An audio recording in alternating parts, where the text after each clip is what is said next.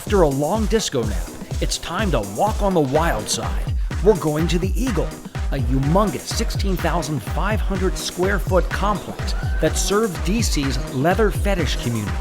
While Washington has a straight-laced image, you'll quickly find that uptight perception is not necessarily reality. So my favorite thing about the Eagle would be the sexy guys. We have our wonderful event, Mid-Atlantic Leather, that the DC Eagle really gets involved in, and we have a Leather Pride weekend that we really get involved in, we open our doors for everyone. After a little dancing with a live DJ, we're on our way to our final night spot, Ziegfelds Secrets, which combines lava-hot strippers, a large dance floor, and the city's best drag shows led by DC legend Miss Ella Fitzgerald. It's taken me 45 years to realize, yes, I am funny looking, but I enjoy making people laugh. I enjoy people. I know that I make people laugh, and laughter is very important for the soul and the mind. You know, you can have a bad week and you can go out on Saturday night and I can say, talk something crazy that's going to make you smile. So if I make at least 5 people in the audience, and that could be 300, I know I've made those 5 people happy. After an amazing drag show with some of the best performers you'll find anywhere, the tantalizing array of strippers, and a night of people watching and shaking it on the dance floor. Now it's actually getting late, but if you're a gay man and you want to party on, DC has options. If you're feeling a little frisky, the Crew Club is a wonderful sauna where you can relax, chill out, and meet some exciting new friends. It has a TV area, lockers, relaxation rooms, a steamer, and a hot sauna that will ensure a pleasurable experience for all.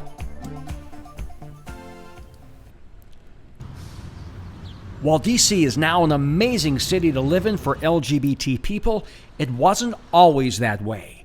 In the 1950s, during the Joe McCarthy witch hunts, LGBT people and others who were accused of being communists were targeted, hunted down, smeared as national security risks, and fired from their jobs. I've labeled them as the party of communism, even though I have always pointed out that there are millions of Democrats who are good, loyal Americans. The vicious witch hunts aimed at the LGBT community was known as the Lavender Scare.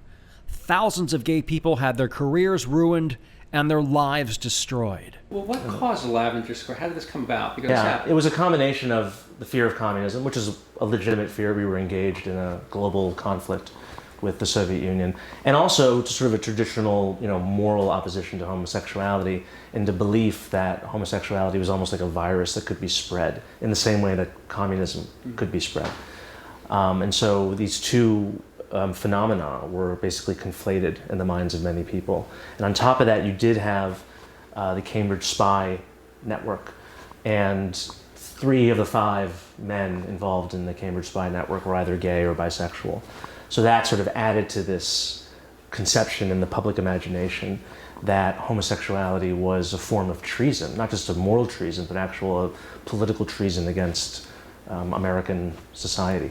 During this period of national hysteria, in 1953, President Dwight Eisenhower signed an executive order with devastating consequences. President Eisenhower signed an executive order that didn't mention homosexuality by name, but it allowed the government to basically kick out anyone found guilty of perversion. And so this was used as the means by which to, hunt out and interrogate and basically ruin people's careers and lives based upon the suspicion that they might be gay. One man who was caught in this Lavender Scare web was Frank Kameny, a young Harvard-educated astronomer who was fired from his job at the U.S. Army Map Service for being gay. What made Frank Kameny different is that he fought back. He picketed the White House, successfully challenged the mental health establishment that claimed LGBT people were mentally ill, and even ran a high-profile campaign in Washington, D.C. for Congress. If you asked Frank Kameny about his greatest legacy, I know what he would have said. He would have said immediately, his coining the phrase, gay is good. And I thought at first, that was rather trivial. I didn't get the full impact of what he meant. I do now.